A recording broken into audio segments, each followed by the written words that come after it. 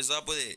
How's it going, everybody? We're back with episode 3 of everyone's favorite music review with hot takes inside the oven. Inside the oven. I'm here with Matt Lab. I'm here with Jake Redding. What's goody? All right, today's topic, today's album, Ginger By Brockhampton. by Brockhampton. The boy band. Rap The boy group. band. Collective. Best thing since One Direction. Best boy band since One Direction. Yeah, so this is an album. We were joking about doing some garbo, doing some actual trash, but we decided, hey yo, what's good, Eddie? What's up, Eddie? we decided to roll with something that we like one more time, and then we're gonna try and figure out some track battles. We got some stuff cooking, Yeah. for sure. But I think this was an album that we both really enjoy, and so we wanted to get this one going before anything. So you put me on to Brockhampton. Yes, I did. And I remember exactly where I was when I first heard about Brockhampton. It was the summer of 2017. They were a thing. They dropped their first mixtape, All American Trash, and it was kind of All American Trash. Yeah, I thought it was. I thought it was some garbo too. It had some good songs. Yeah, but yeah.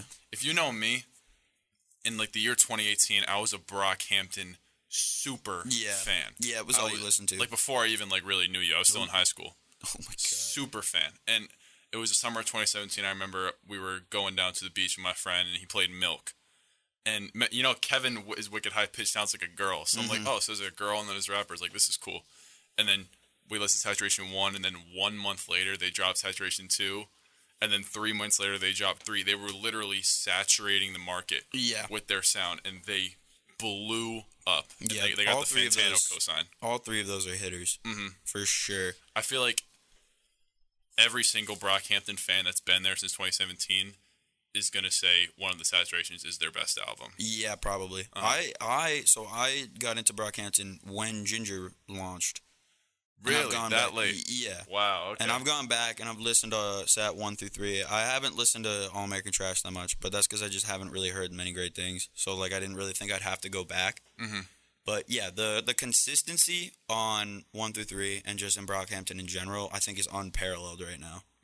I think they're for sure hitting like no one else. So Ginger, and obviously Iridescence was a thing. that Yeah, happened. so like I did want to touch on that a little bit. So they dropped Saturation 3. Things were going well. They signed that RCA deal, which I'm pretty sure in the terms it said like 6 albums for the next 3 years. I don't think they went through with the RCA deal. They did sign it. Oh, they did sign? They did sign, but they must have changed the terms because they're not going to hit 6 albums in 3 years. They need to drop 4 this year, Yeah. which is not going to happen. Maybe the deal was like invalidated when Amir was booted. Yeah, that's what I was going to get into. So after Saturation 3, it was the month, it was like January 2018, and they announced Team Effort. And then that quickly got scrapped, and they announced Puppy. Yep. And then I don't even think you weren't up on Brockhampton yet. No, but Damo was. So I know They something. were dropping Puppy tracks, and this was like the most mature Brockhampton we were getting to date. The production was the most vibrant it was ever been. The bars were unparalleled. They were getting features, and then everything happened with Amir, the sexual assault allegations. And I remember exactly where I was when they posted that clip that he got kicked from the group, and I'm like, is this the downfall? Yeah. Yeah. And People thought it was the end for sure. But just because Amir was like a cover art, like he was like a face, you know what I mean? Amir was the face of He was on Yeah. every cover. When he came on that song, you knew it was Amir, partially because he has the same flow on every song. Yeah, true. But he had the hard hitters that no one else really brought. The that, Amir like, haters definitely had some support. The Amir haters realized that he was very critical to the group because without him, you missed out on like that aggressive, like mean, yeah, that hard kind delivery. of street sound. Like they actually were starting to sound like an actual boy band without him. And then it was the summer. They went to London and they tried to scrap together an album, Iridescence, and you could tell it's a good album. It goes really hard live. I was you don't like it. You don't like Iridescence. I think it's super okay. It's super okay, but it's still good. I think the production's still insane. It still has some big hits. I Wait, agree. San Marcos. Wait, District, Honey. Man, District's kind of corny. I went back and listened to Iridescence, and I'm like, man, whenever Joba's rapping, I'm just like, stop. So all of that culminates in Ginger. Yeah. And to start off, every pre-release track was an absolute bop. Every single one was an insane bop. Right? So you had If You Pray Right, Boy Bye, No Halo. No Halo. No Halo was a single, right? Yes. Dude, when No Halo came out, I was texting, because I'm like the type of fan where it's like I'm there when it drops. Yeah, yeah. And when that song came out, my first thought was, this is the best song they've ever made. It's like, really good. Right, and I obviously when we pick our album, I went back and I listened to this album 2 times, and I have determined that it's one of the best album mood setters I have ever heard. Yeah, for sure. These guys don't have halos. Like, they're not perfect. No, It exactly. is no halo. Like, you make mistakes and like you fall down. And this whole album, like, obviously we'll get more into like the whole meaning later on. We'll go through like track by track and everything, but this album is literally like a gigantic group cry. The boys are sad. That's exactly what Fantana said. The boys are sad. The boys are sad, dude. They are. They're depressed. You can tell. It's not pretty, but it comes out in like this gorgeous way that I think you can appreciate, because it goes to show like what exactly they were going through and how difficult it is to keep up that creative energy when, I mean, one of the best friends you've ever had for life has done you so wrong. And some of the stuff they talk about with like the texts that were being sent back and forth, and like Amir blaming the rest of the band, and like that's your dog. I know. And they're just gone. Like, that was one of his best friends. Like, can you imagine when you're best friends from high school and you grow up on this musical journey together, and it's hard because you're the face of the group. The fans want you to do something. Right. Half of them want you to kick him out. Half of them want you to keep him in. And those are just people that are just selfish, and they just want it for the music purposes. Yeah. But you don't understand how hard of a decision that is. And I can't understand that. So I feel like Iridescence was them trying to scrap something together, and then that time between Iridescence and Ginger was like a relaxation, get away from the world for a second.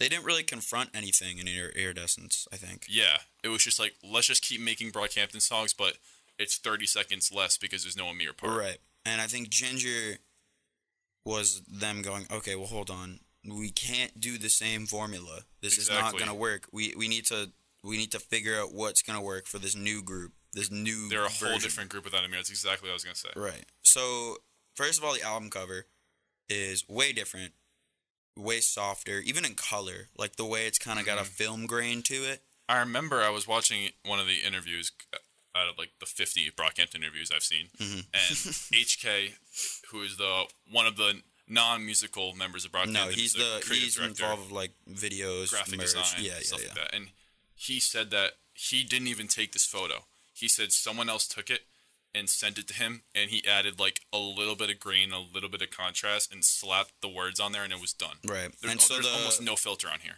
The picture is Joba. Let's just preface this for anyone listening who doesn't really know anything about Brockhampton. There's like 16 members, I think, right? I think it's 14 or 15, I think. 14 or 15, but there's 6 musical voices that you'll hear, and 2 to 3 main producers. Yeah, so it's Kevin, Matt Champion, Merlin, Joba, Bareface, Dom, and then Jabari and Kiko make up like a duo of Q3, but then the bulk of the production is Romil. Right. Who's one of the best producers in the world. Right. Romil is absolutely insane. So it's this ragtag group. It's a boy band. I mean, that's what it is, right? Yep.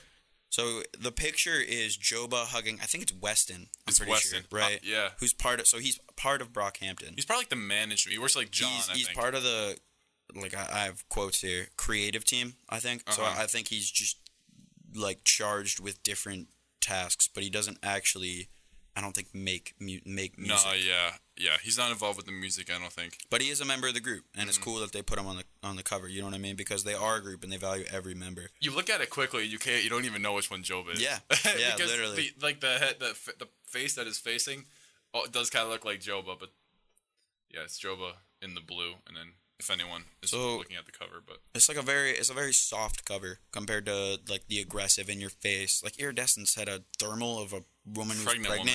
Do we even know who that is? Any confirm on this lady? Man. I don't know. I don't dig too much deep into Iridescence. No. Probably some random woman they saw in London. Yeah. So probably didn't pay her either. Right off the gate, you're getting that vibe shift. That this is maybe not the same group. It's just a picture. The other ones were so crazy and so out there and wacky and energetic, and this is just a picture of 2 dudes hugging it out. So we get what? First track? No Halo. Right. Which we talked about briefly. And Deb Never feature. I love Deb Never. She's awesome, dude. Dude, she works with Kenny sometimes. Stone Cold. Stone Cold. Good song. And she has a solo project. I forget what it's called, but it's her in front of like this little red curtain. I love her song Ugly. Yeah.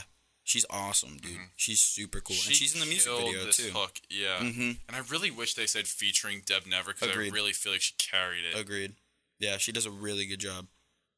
Deb Never's awesome. Brockhampton's never had to worry about features ever in the past. But they do get a good few in here, and they make it work. So No Halo, pretty self-explanatory, to be honest. It's also incredibly catchy. Yeah. Very well done.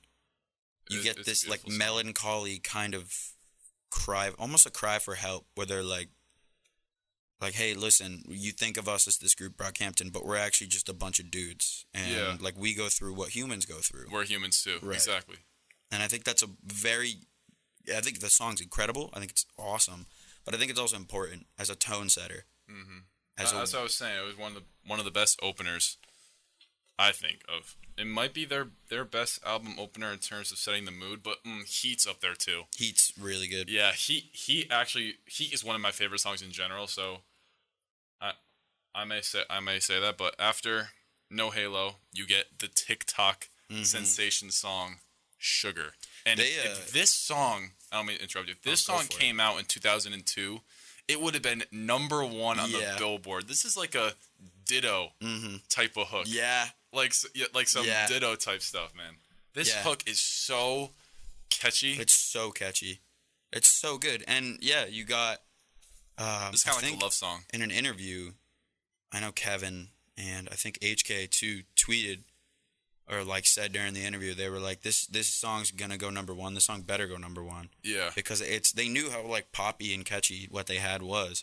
And that shows. If you go on Genius right now, you got like 300K views, 200K views on every other song. Yeah. This one is like 750K. Yeah. You're dead on. Dead on. And I was watching in like another interview. As you could tell, I watch all the interviews. If you don't know, Brockhampton is a very close affiliate and works a lot with Shia LaBeouf, which is pretty amazing if you're Kevin Abstract, because Shia was one of Kevin's heroes growing up. He's making a movie about him, isn't he? Yeah. He is, yeah. But I watched an interview with Dom. He said that, I think it was actually the Genius Group interview, but it was Dom's talking. He said that Shia visited the house and was talking to them about being inspired, being motivated, being creative, and then right when he left, him and Jabari made Sugar and Boy Bye in the same night, which we get into our favorite tracks, which in my opinion are two of the top three on the album. Oh, dude. Yeah, yes. Yeah, for sure. Dude, you know what? The first three just might be the best three. Dude, it's an insane 3-track run. Yeah. It's insane. It's an incredible 3-track run. But it's also Sugar. Like, we didn't get a Sugar with Amir. You know what I mean? It's sweet. It's really sweet. Yeah. Yeah, it's completely different, but it's still amazing. I'd argue in some ways better. You know what I mean? Yeah. This song gained a lot of success. It entered the Hot 100 at 70, so it was their first song to place on the charts. They performed on Ellen, and they got the Dua Lipa John B remix. Yeah, which I wasn't a big fan of personally, but very smart marketing wise. I agree. Dua Lipa's like big TikTok. She does like do a full 180. That's her. She does that one. Yeah. She's like the 5th most listened to artist in the world. Yeah, Dua Lipa's massive. So it's really cool that they. I mean, yeah, I didn't love the remix either, to be honest. But I still think it's amazing for them to get that opportunity, right? That recognition that one of the biggest artists now in time is respecting your music enough to want to hop on it. Yeah, and then this song took off on TikTok. Obviously, it's just like a dance. And I remember just scrolling through and looking in the comments, like, who sings this? Who sings this? Dude, I've been on the wave since 2017. Matt's about to burn this studio down, dude. Dude, it's like, I mean, you love it? Because I remember being a Brockhampton fan when they had 15,000 subscribers on YouTube. Like, I actually watched this group grow. Brockhampton, if you're hearing this is my application to join the band. This is Matt Labs. Get me in there. Get me in there. But literally, I forgot what I was even talking about. Yeah, the song, moral of the story, super sweet love song, very sugary in its sound, and something they couldn't have done without Amir. Blew up, Great for the band. I was talking about Amazing TikTok. song. Yeah. Yeah, like it's impressive. They're even doing Matt Champion and Ryan Beatty, who was a close friend. They did the music video for the remix. Yeah, and they're like dancing. They're doing the TikTok dance. TikTok is like taking over. Yeah, it's the world. We were talking about this outside the studio too. Mm-hmm. TikTok's everything. So the next song, this is my favorite song on the album. Wow, and my favorite Brockhampton song of all time, hands down. No way. Yes. No way. Yes, this is the hardest beat I've ever heard in my life. No way. And the coolest producer tag of all time. Jabari Me Potty, dude. Bro, come. This is my best. Yep. Yes. What happened to Bleach, bro? Okay. All right, Bleach is good. But this, dude, nothing gets me amped like this song. This beat and this Dom verse. This is also my favorite verse on the album and my favorite Dom verse of all time. This beat is insane.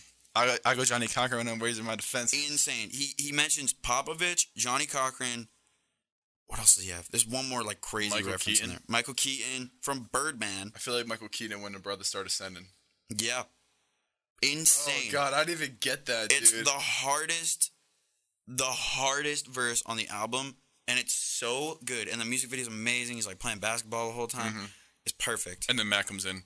Man, this bummed like a belly when it's pregnant. Yeah, he does. Still goes hard though. It's stupid, smooth, crazy. I don't know what I'm talking about lyrics. And he literally in the music video is in like this acrylic box like in the sky, just like wiping it off with Windex. Like, what are you even doing up there? Get down. Matt, you're high up. Dude, that is what I think drew everyone into Brockhampton, and I feel like people try to like replicate it today, like myself included, like the whole DIY vibe. Right. And like they kind of totally took that over. Mm-hmm. It's like I feel like if any group of kids try to do that now, they just look like Brockhampton clones. Agreed. Like when they signed their deal and they made sure everything was still in-house. I'd argue you wouldn't even have a Brockhampton without Odd Future, though. I think Odd Future invented that the ability to create on almost no budget and no backing. For sure. Like, if you have the creativity, it doesn't matter your financial situation. Like, you can make it work. I mean, obviously there's exceptions, but Brockhampton, I think, was obviously more successful as a group. And I think the guys in Odd Future were just too talented to not go on solo careers. I also think there was a giant talent disparity in Odd Future. I think there was 2 or 3 members that were way more Tyler, Frank, and Earl, and everybody else. Mm-hmm. And it's like Tyler, Frank, and Earl were also started to make 3 completely different sounds. Like Frank is just like the R&B singing. Earl is the I'm so sad rap. Yeah. Tyler at the time was just making like wacky, like in your face, hardcore, aggressive rap. With like Goblin Wolf and Cherry Bomb. Yeah. Obviously, we talked about how much different of an artist he is today. Earl is just I'm so sad rap. I'm so sad. Well, not even on Doris. It wasn't like it was just kind of like that lo-fi boom bap, and every word sounds the same. Yeah. You know what I'm saying? That MF Doom. I'd say that super lo-fi and intense lyricism and rhyming schemes. I think that's what he's about. Yeah. But anyway, Boy Bye, favorite Brockhampton song. It's a hot take, dude. It's incredible. It's a hot take. That's why we're on the oven, boy. I can't agree. That's what we do here. I can't agree. I'm not telling you to agree. See, the reason that I can't, the reason that I can't agree is because I feel like Dom was the only vocal performance that I was like, dang, that was crazy. Kevin, Matt, and Bareface were like, okay. The beat was wild. Oh no, Bareface's outro is so sick. Dang, dude, he's so in his bag. Are you into rapping Bareface? Yes, I love rapping Bareface. Oh god, you heard it here first, dude. He literally, he literally. No one else has ever said that. He's like, he's just so stupid. Sounded just like it's that. Like over the top, like dramatic, emo, punky, like stupid. It's goofy, I can't get with it. He has to know it's goofy. He has to know he sounds stupid. Yeah, but I love it, man. I love it. I also think Bareface, as he does with his like 4 appearances on a Brockhampton project, he kills every single time he appears. He makes one song for me too, which we'll get to later. But yeah, Boy Bye. I think I'm done gushing. He makes one song for you. Mm-hmm. I wonder which one it is. Is it like a bad song that he made? No. I think he just kills it.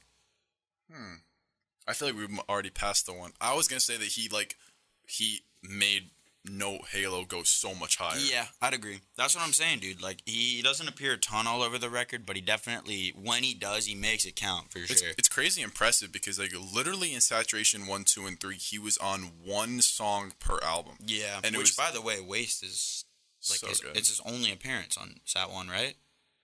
Yeah, and I think Summer's his only appearance on Sat 2, right? Yeah, so that's crazy. He may have been sprinkled on 2 and 3. On 3, I think he has at least more than one. Oh, on 2 he's on Jesus. Yeah. And then 3, can't get it off the top of my head, but he had to take on a bigger role because Amir gone, it's like, okay, we need who's gonna give us that extra 40-second verse. Yeah, what do you mean, dude? He's as hard as Amir when he Dude, he is. He's as hard as Amir when he raps, man. When he says ring in the ears like a bark. My ears do ring when there's a bark. Dude, that's true. It's true. Undeniable barefaced fact. Has Amir ever had a good bar? I grew up all alone. Well, okay. Has Amir ever had a good bar? Hot never. Take. That's never. The hottest take. That take's on fire. Nah, Amir was so good. All right, let's move on from this track. Okay. What do we got? Heaven Belongs to You, which you brought up something about those. If you want to get into that now, the thing you were talking to me about. What was I saying? The Heaven Belongs to You. If you pray, right? Go. I don't remember what I was talking about. Oh, okay. Yeah. The Nina Simone thing. Yeah. So this is a Nina Simone song. If You Pray Right, Heaven Belongs to You. I don't know when it came out. Jamie, look that up. Yeah, can we get our creative rep guy? Yeah, literally, our 14 writers in the other room. No, I got it. But it was a famous song by Nina Simone, and it's sampled in both of them. So Heaven Belongs to You, which is the 4th track, is like a weird version of If You Pray Right's beat. They're not exactly the same, but I think it's like the switch. It's like flipped around or something. I don't know, but they're like pretty much the same beat with just some different effects on them. And yeah, it's just a reference to that Nina Simone song, which I thought was really cool. I didn't even know that at all. And I remember I was looking at the track list. I'm like, damn, these songs sound exactly the same. Why is there a song in between them? Because True. It's this, and then it's St. Percy. Maybe to like not just be like a straight up copy. I think so. I think it also they kind of don't use this as a song. I think this is more of like a break in album vibe. Oh yeah, Heaven Belongs to You is like kind of like an interlude. It's like a minute 10 seconds, I think. But it's so much more than an interlude though. It's basically sure. all Slow Tie, and it's all British. Yep, Slow Tie he's British and then he's something else. He's like, I think it's some sort of African American descent, possibly. But he's basically just the whole song, and he toured with them for this tour. Yeah, we saw him. Yeah, me and Jake both saw him, the Heaven Belongs to You tour. And I remember he came out, and the stage was just red, and he was just yelling. Didn't he do his part in Tyler's song? And yeah. Dracula. What song is that? Off Igor. That thing we just reviewed the other week. Oh my god, is it I Think? No, it's What's Good. What's Good. God, I almost forgot. He has like 4 words on that album. See the light. Yeah. So yeah, he came out. I'm like, this is crazy. This is insane. And then 100 Gex. 100 Gex is a topic for another day. Yeah, we should do one of their albums, dude. We should totally do one of their albums. That is such a freaky album, man. I'm down. It's disgusting. Yeah. All respect for this show is gone if we review 100 Gex. Yeah. So, yeah, Heaven Belongs to You. I think it's great. I think Slow Tie brings the energy, as he always does. And he's kind of talking about that, like that same depressive mood and a battle with like mental illness and religion. Yeah. And like religion is also a theme on this record. I think you'll find a lot of the songs they talk about when they're like in trouble. I know Joba specifically brings it up a lot. When they're in trouble, they like run to God. Mm-hmm. But like they're still getting drunk every night and still partying like crazy and super depressed. But like, you know what? Let me go to church tomorrow. Yeah. Like, kind of just last ditch effort. You know what I mean? So that's a super interesting vibe on the album. And I think Heaven Belongs to You is kind of like the switch because No Halo Sugar like really sad. Boy Bye you could have slapped on Saturation too, and it would have fit like a glove. You could throw it anywhere ever, and it's a banger. Yeah, this kid. But then it switches to St. Percy, which is the most hard hitting song. That 808 that drives it is crazy.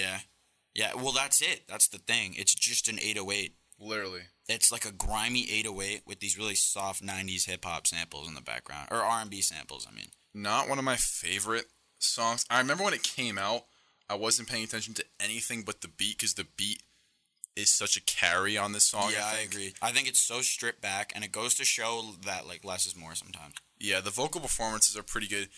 Matt Champion's verse is suspect. Mm-hmm. It's very... How do I put this? He's bamboozled. Mm-hmm. It's a sexual verse. Yeah. Very much so. And it's a little cringe. Matt has never like been like the guy for lyrics. He's more just like that smooth operator with the flow. Dom usually carries the lyrics, but Dom isn't even on this song. So yes, he is. Dom is on this song. Which he literally goes ski mask on the flow. Yeah. It's super. Check. Yeah, he does. Okay. How did I forget that he was on this song? And then Bareface. Bareface kills the little outro here. You got big boy. Well, Merlin is the outro. Yeah. Well, what's Bareface then? I guess it's a verse. It's a verse, yeah. It's like it's just Bareface verse, so it's like half the size of everyone else's verse. Mm-hmm. Verse. What's your opinion on Merlin? Because I feel like we've talked about this before. I thought on Saturations like 1 and 2, from my personal experience with rap, he was like a breath of fresh air. He's definitely interesting. He was fitting his role. He was energetic. Definitely energetic. He stuck out on some songs like Heat and Junkie, and I'm like, who is this guy? But after a while, is he the weakest link? I think he's the weakest link. Yeah. I think for sure he is. I think he must even know that. No, I don't think he does at all. He actually has so much self-confidence, probably. I don't think he thinks. I think he thinks he's so sick. Yeah. You know what I mean? But so does everyone else in Brockhampton. Yeah, you have to, dude. If you're an artist like that, you have to think of yourself as the GOAT. Kendrick says that a lot. Where people are like, are you the GOAT? He's like, I got to at this point. Like, I got to call myself the GOAT. Mm-hmm. Where's the album at, K-Dot? Yeah, for real. But I think he's definitely the weakest link in that he's somewhat of a one-trick pony. Yeah. He's a little, like, one-dimensional, where it's like, okay, energy, okay, loud, what else you got? Whereas you can see Bareface, he's, like, trying to, or no matter if you like it or not, he's trying to work it into rapping, he just can sing, like... I do, like, when Merlin came in on No Halo, though, I think he has the best verse on that song.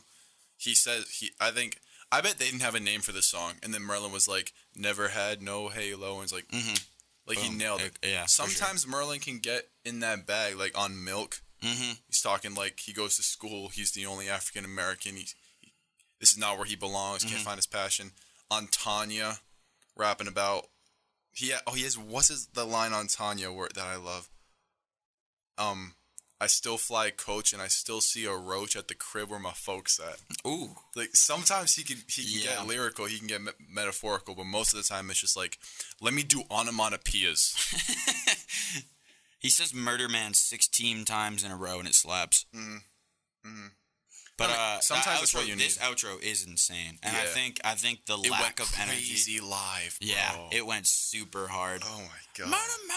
But it's so good. But he does one of the songs on Technical Difficulties, I think it's Baby Bull. He sings. It's not good. But he sings. I don't think I remember. I was listening to Technical Difficulties today, so yeah. It's technical difficulties. So well, just to detour for a second. Brockhampton haven't released anything since Ginger, and you gotta think it's album time because they've been pretty consistent about dropping their albums in like the summer, like August, early September. Yeah. You gotta think something's coming by the end of the year, and this summer they were starting to do this little thing called during quarantine Technical Difficulties where they drop like 2 songs on YouTube and then delete them. They was like forcing fans to like download them and make their own little personal albums, which is kind of cool. It was kind of cool. And until you wanted to find a song that went on YouTube, and you're like, dude. Yeah, and you can go back and they were streaming on Twitch, where Matt Champion looked like a lumberjack with his quarantine beard, and they were getting like JPEG Mafia verses and ASAP Rocky verses. Yeah, there's a ASAP Ferg verse, Rocky verse.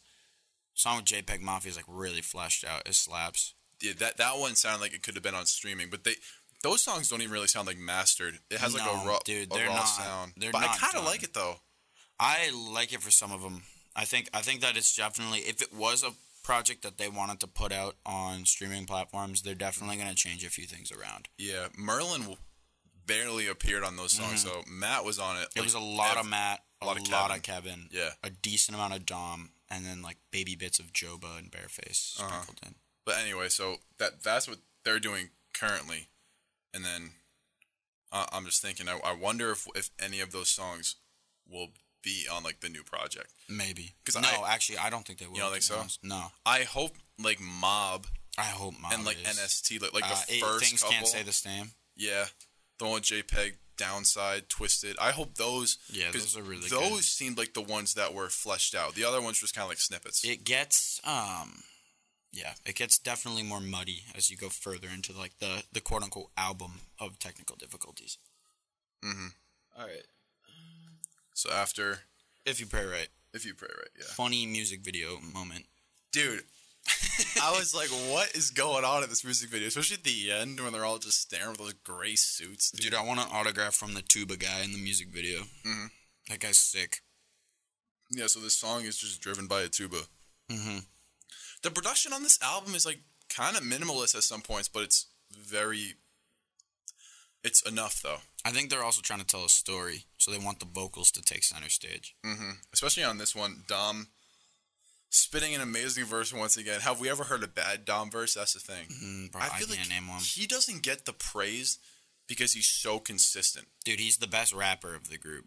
Technical ability. Yeah. It's like Dom, like they all have their role. Like Dom is the technical guy. He's going to give you the bars. I think Matt's pretty technical too, though. Matt's second. The way he can flow is very impressive. It's Dom and Matt for rap, yeah. and then Kevin. Who'd you put above Kevin? Bareface. Bro, come on. You're joking, right? Yeah. Oh God, this guy. Jokes. But yeah, I think this song slaps again, right? It's more of that like storytelling-esque kind of sorrow, and like it's like you could rename this album The Trials and Tribulations of Brockhampton. Post Amir arc. And they talk a lot about a religion again, and then Merlin calling people out. I think he says, "Want a color for your album? We can figure it out." And people thought that might have been like a shot at Amir, like a color for your album, like an album cover. It's right. We can't have Amir on our album. Don't worry, we'll figure it out. We're rolling with the punches, and Brockhampton's coming back stronger than ever. And this I think is the most banger song. But if you wanted an album of bangers, like go listen to Saturation 2, because that's not what this is. Yeah, I agree. I think Boy Bye is the most banger song though. Yeah, these two, Boy Bye and probably right. Like just put it on a speaker and the bass will just slap, and like just flows. I think one thing we haven't touched on too is Kevin's hooks. Throughout this album, he does what he does. They're all super catchy, super good, super well done. Kevin's always been the hook guy, man. Yeah, exactly. He's doing his job. Like it's hard to be the hook guy and then give a bunch of good hooks and really get extra prop for it. Yeah. But he's been stepping up with the rapping. Yeah, for sure. And I think if these hooks weren't great, these songs we would not consider this album as good of a project. They're vital to the overall experience, the listening experience of this record. I think his rapping may have peaked with Junkie. Yeah, that verse is awesome. Yeah, like yeah, but he does rap. Is he on this one? No, I think he's just the chorus on this song. Yeah, no. Yeah, the and then there's like some weird outro from Kevin. Yeah. And the music video had a different outro. It was Break the Law. Yeah. Oh, the music videos was insane. Yeah. That was an unreleased track off Arizona Baby. Yeah, The Hood Still Love Me. Yeah. That song is when you're beautiful. Gone, I don't care if I leave. Yeah, that song's amazing. What's the one that's Kevin's solo work is a whole other thing. Yeah, it's good. Yeah. It's really good. And I think Romil is just the god because he's behind everything Kevin. Like, he produces Arizona Baby, him and Jack Antonoff, and then he's obviously the core of Brockhampton. I saw something, it was like he produced like 70% of the Saturation songs. Jeez. All by himself. That's insane. Yeah, Romil's nuts. The consistency, the creativity that he constantly brings to keep this band like up and running, because you can't, like, if I'm an artist and I'm trying to make a project, right? And I want 3 albums out in a year. I can't just start rapping. There's like you need a cohesive theme and then sound. I think Ramil is the key to Brock. If he's like the glue. If he got taken away, like they're not the same at all. It's tough, man. What do you do?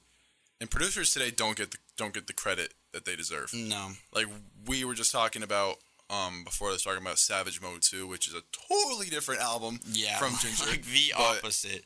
I literally think Metro Boomin deserves to be in the conversation for best trap producer of all time. I can't name a better one. Oh, of all time?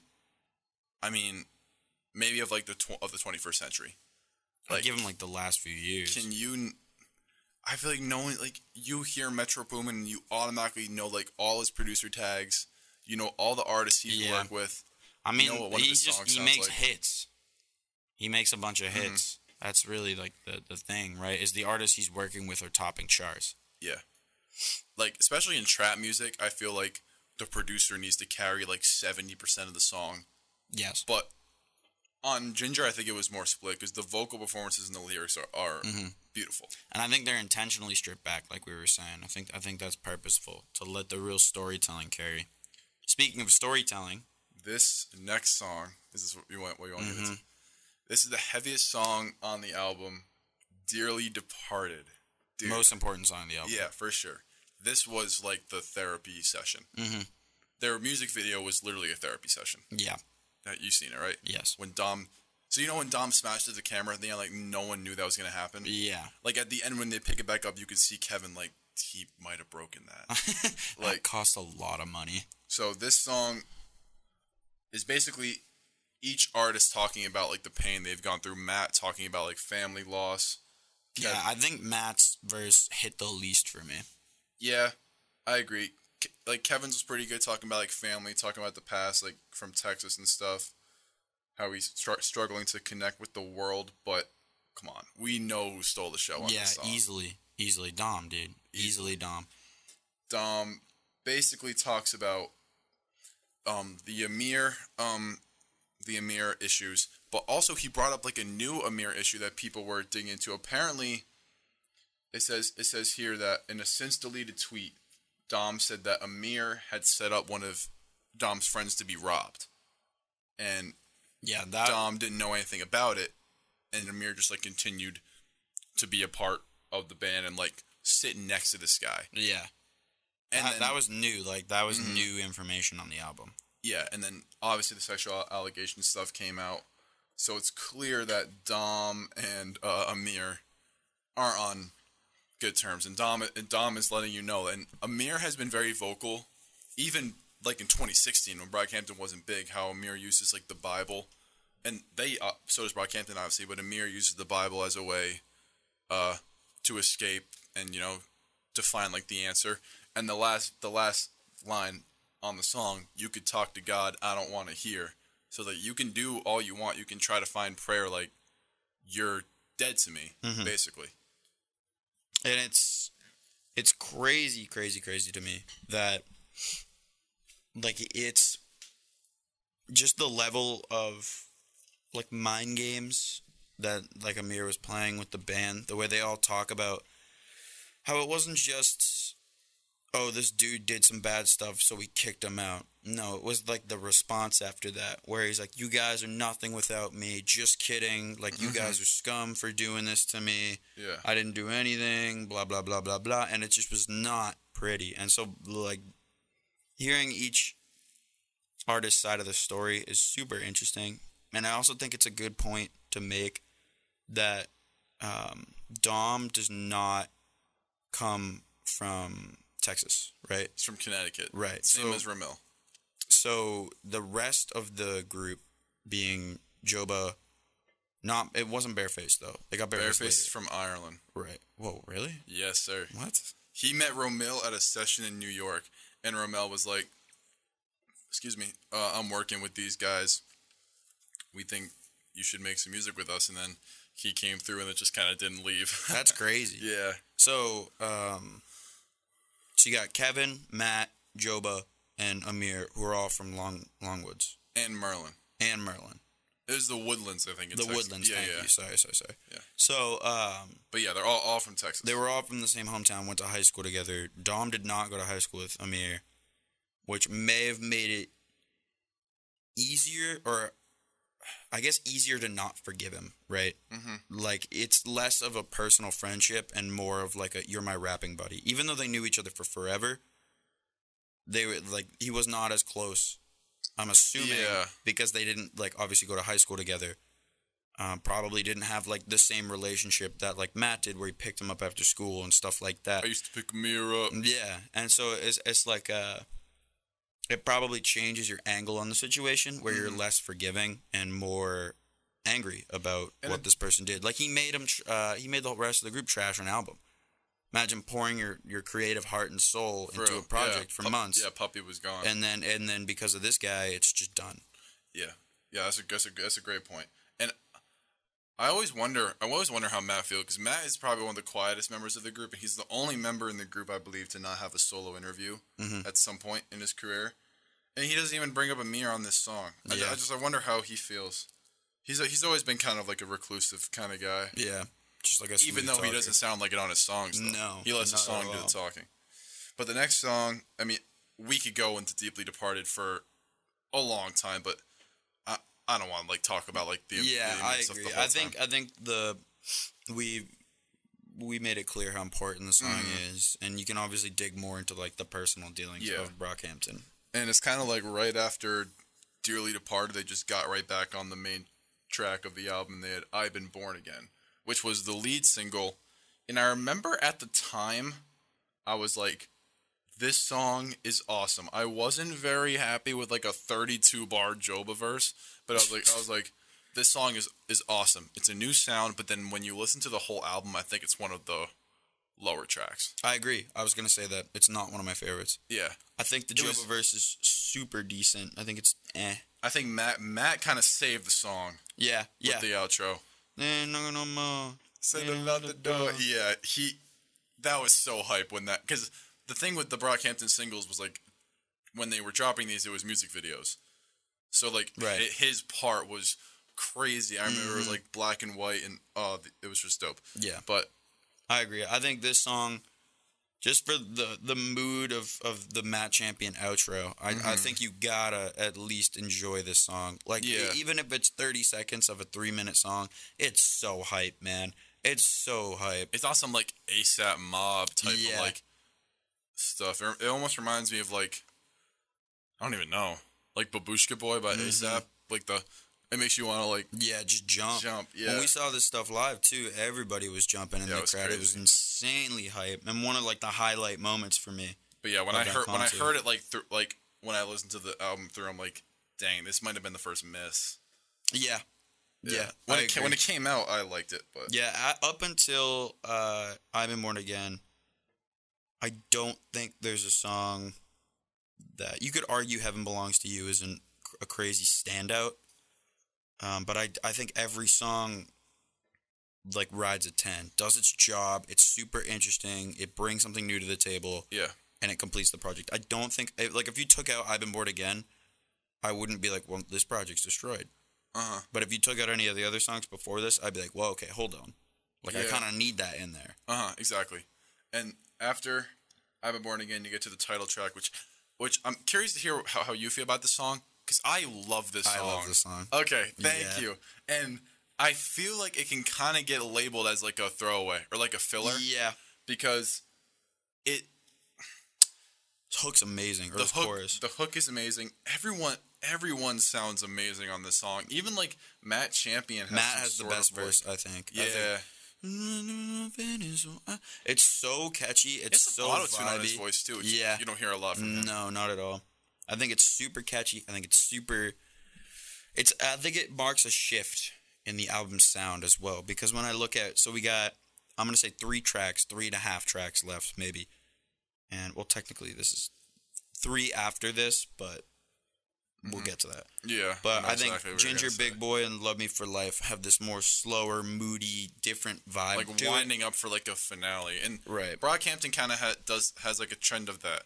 Like on Saturation 1, if I can remember correctly, it was Milk and like Swim. Face, right? Face towards the end. Yeah. 2 had Sweet and Sunny. And there was one more with Sunny, but that led into Summer. They do kind of have, because their albums are kind of like movies, kind of. Yeah. Like the last couple of songs after the climax are like slowing down, leading to like this peaceful ending. Because they always end on like in melancholy. Yeah, like we're good. No, but like we're not good. You know what I mean, we're good, and we're all good with being not good. Yes. Like we're taking the time to heal. That's a good little quote right there, Matt Loud 2020. Clip that. So, yeah, I like the Bareface outro too. Yeah, or, great. I guess verse 3. I didn't even bring it up because I knew you were going to be on your Bareface bag and how much you love Bareface. It's sick. It's really high pitched too. And I love Kevin's hook on this, talking about how he knows that people got their own problems.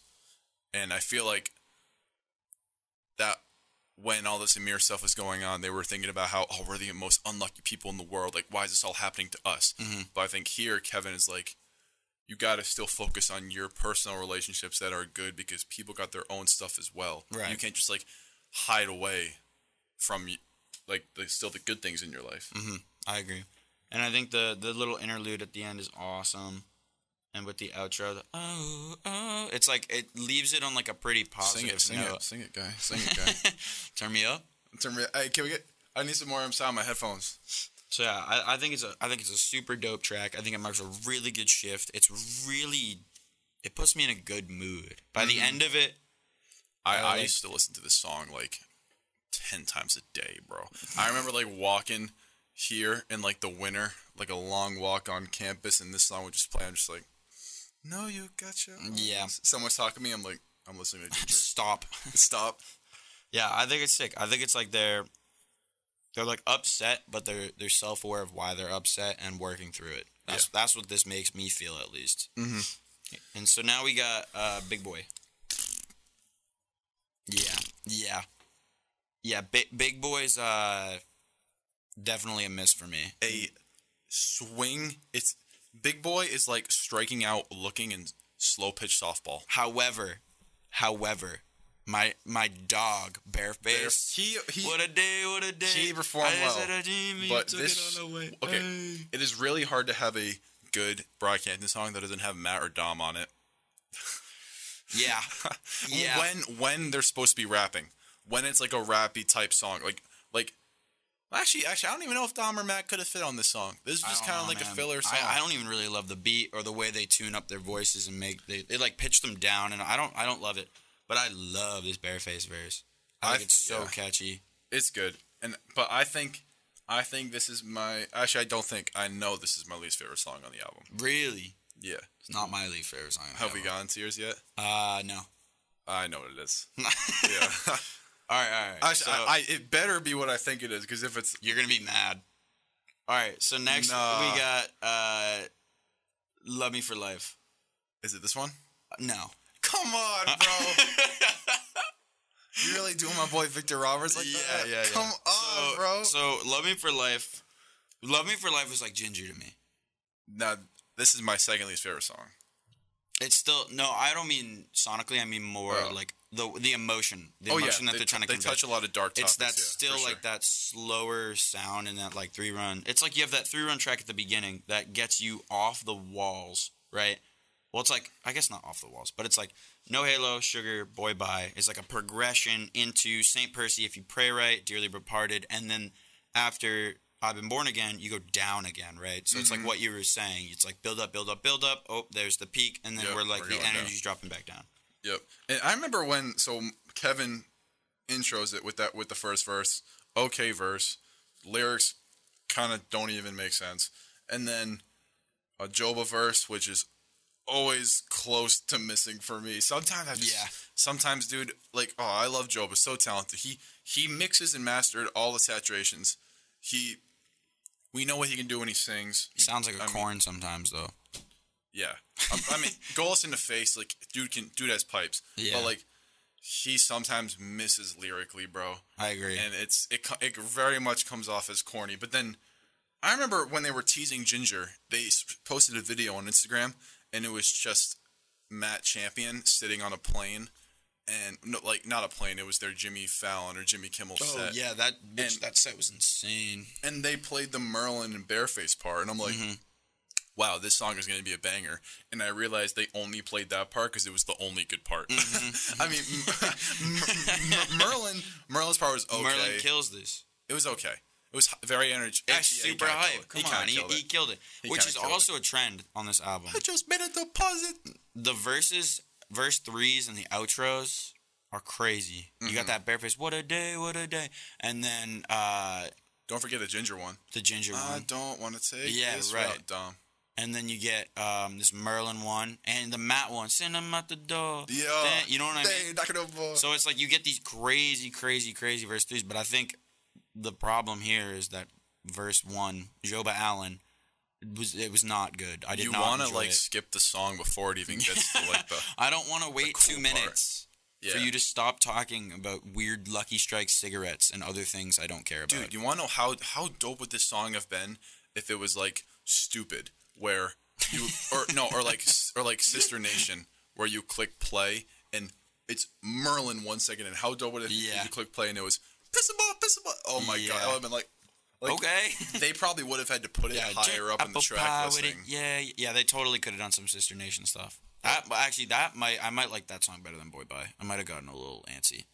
That's number 2 if it's not. Sister Nation's insane. Okay, so we got 8 minutes left. We can talk about some other stuff, but I need you to give me, and I researched a lot about this. I know who Victor Roberts is. I also know who Victor Roberts is. He was Dom. I don't care. He was he was Don McLennan's Xbox friend, and from Skate 1. Yep, and he always wanted to be a rapper. Had to put his career aside because his family got in trouble with the police for trying to help some kid who I think he had drugs on him or something. And this whole verse is basically Victor Roberts' story, and parallels the Amir story a bit too. Yeah, and you got to give a nod to Brockhampton for literally naming the song after him. Like, they're giving him the spotlight. Yeah. But you got to give me a reason right now why you have this song under Big Boy in Love Me For Life. I think it's so boring. Man. You don't like lyrical rap anymore, bro? It's not lyrical rap. He doesn't flow storytelling? at all. It's storytelling. He doesn't even have a flow. He's just talking. My superpower. It's like, dude, you're not even rapping. Yeah, I mean, dude, come on. Kendrick's my favorite artist, and he's like the lyrical rapper. Like, that's not the problem here, man. And I think even with the outro from Ryan Beatty and Bareface, you're still not messing with it. No. It's like a long time to think about that one. I don't think you're wrong, but it doesn't. It's okay. Well, how long is this song? 3.5 minutes. To me, I just really enjoyed the like the story. I think the story's awesome. Yeah, and I think it parallels the Amir situation really well. Where you're like trying to make things happen, you're trying to do this and go in this direction, but the cards just don't align, and some unforeseen circumstance causes you to have to do something else, which is like Victor Roberts with his rap career, Brockhampton with Amir and launching a new album. Yep. You got to work through it, right? I mean, don't get me wrong, though. This is my third least favorite song. Like, I think the last 3 are the 3 worst. I feel like if Big Boy, Let Me For Life, and Victor Roberts wasn't on here, people would be talking about this as this being their best album. I like Love Me For Life better than I've Been Born Again, I think. I like Love Me For Life. But I see what you're saying. Those are the bottom 4. Probably, yeah. It's kind of crazy. They were all, like, towards the end. And I heard that they made... Like, dude, imagine if this was an 8-track album and Ginger ended it. Like, no, I'd still want Love Me For Life. Okay, all right. Well, still. But you could toss out Big Boy and you could toss out Victor Roberts, and I'm chilling. I think Victor Roberts, I think you're right that it's super important. Yeah. And I think that it's like the message is insane. I just think, man, like I'll read about this message or something like that. Like put something on Instagram about it, but it's just not.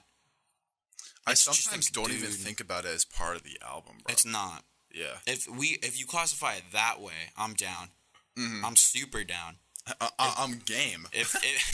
And no disrespect to Victor Roberts. I mean, dude, you can obviously tell he can rap though. The flow is just a little. I think the flow is trash. He can rap fast. He can say words quick. I'll give him that. My boy's on his NF flow. I just think, like... My boy NF, don't swear. I like the idea, though, that you brought up of Love Me for Life cutting off the album. And then, like, imagine if this was, like, a phone call. Like, that's how I see this. You know what I mean? Mm-hmm.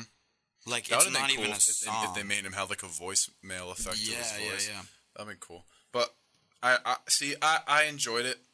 Probably because, and it might be because I was so down from Big Boy and Love Me for Life that this kind of brought it up a little bit for me. Yeah, true. And then I do love the Ryan Beatty outro. Whenever that guy gets on the mic, I'm just like, talk to me. And then Bareface with the, remember the, and if you're hurting. Yeah. Oh, dude, that guy can sing. Yeah, Bareface can sing. But, by the way, if anyone's interested, not a huge rap fan, but appreciates Brockhampton, Ryan Beatty's solo stuff.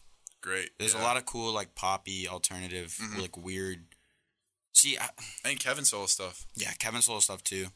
If you like those kind of, like, moody, like, the tracks like Ginger, I would say, and, like, the No Halo.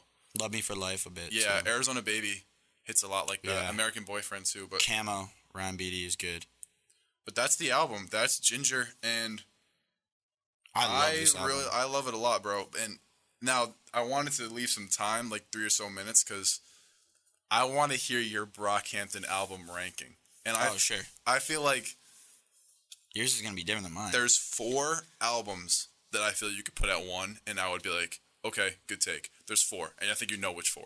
Yeah. It's this one or the Saturations. You could put at 1, and I'd be like, okay, good take. Yeah. And this flips so often for me. Well, it's also different moods. I think Ginger, divided from the Saturations, it's like a different emotion. So it's like if you're feeling like more down on yourself one day, I think Ginger's gonna hit a lot harder than like you press play on Sat 3 and you get Boogie and you're like I can't get energized right now. Yeah. You know what I mean? So all right. So as of right now, well, I feel like yours are more defined. Give me yours first. Well, how about let's go from 5 to 1 together? Okay. 5. Yeah, down. 5. Say it on 3. 1, 2, 3. Iridescence. Yeah. I had to think. I wasn't ready. I wasn't ready yet, but then I remembered Iridescence was a thing, and then I remember what my least favorite Brockhampton album was. Still, if I would be extremely proud of that album, it was just the fact that it followed up the Saturations. Agreed. I think that's a good way to put it. It's just how do you beat like 10, 10, 10? You know what I mean? So, all right. Let me think for a second. 4. Okay. 1, 2, 3. Saturation 1. Yeah, 2? I'm 2. Wow. Yeah, two's good. There's just some misses on it for me. Some stuff that just doesn't do it for me. Okay. 3. It's gonna sound weird if we talk at the same time. Yeah. So my 3rd is Saturation 2. Okay. Mine's Sat 1. Okay. So is your 2 Ginger? No. I think Ginger's your 1? Yeah, Ginger's going to be my favorite Brockhampton album. Ginger's my 2 and Sat 3 is my 1 right now. Yeah. Big Carry from Bleach and Rental. Big Carry. Those are my 2 favorite Brockhampton songs. Really? Yeah. Like actually, Rental might be cap, but Bleach is. Yeah. I think Queer is actually my 2nd, but I think 3 and Ginger are a lot more mature than any other Brockhampton album. Yeah, I just think the reason why I can't put Ginger at 1 is just too many misses. Like, I've Been Born Again is a skip. Yeah. Love Me, in my opinion, Big Boy isn't, like, I don't even play that song. Yeah. And Love Me for Life I skip until Merlin gets on there, but. So what do you got? Final rating? I was just going to say, final rating, 8. 8. Just, I can't give it a 9 if I have more than 1 skip. I can't. I'm going to give it a 9. Okay. I don't think I have a skip. Wow. You're going to sit through Big Boy? I what like about it. Victor Roberts? I like it for what it is. Oh, Victor Roberts is a big time skip. Okay. Okay. Cap. Okay, so I got 1 skip in there. My boy just forgot about it. But all right, so that's going to be it for episode 3. We're out of time. That was probably my favorite episode so far to discuss because I didn't really even have to research this one. I already knew so much about Ginger, and so did you. Yeah. But that's going to be it for episode 3 of The Oven. We got content coming on our YouTube channel today. Yeah. You can follow us on Instagram at The Oven Podcast, and YouTube as well is The Oven Podcast. We'll link the YouTube in the IG right after this, and it should be up within the next hour, episode 1, if you missed it. Yeah. We talked about Igor. Episode 2 will be up soon, too. That was Bandana by Freddie Gibbs and Madlib. And then we got this one, Ginger by Brockhampton. We'll be live again Friday at 3 p.m. Links are in our social medias. My name is Matt Lab. I'm Jake Redding. And thank you for listening. WJMF Radio, because everything else is for quitters.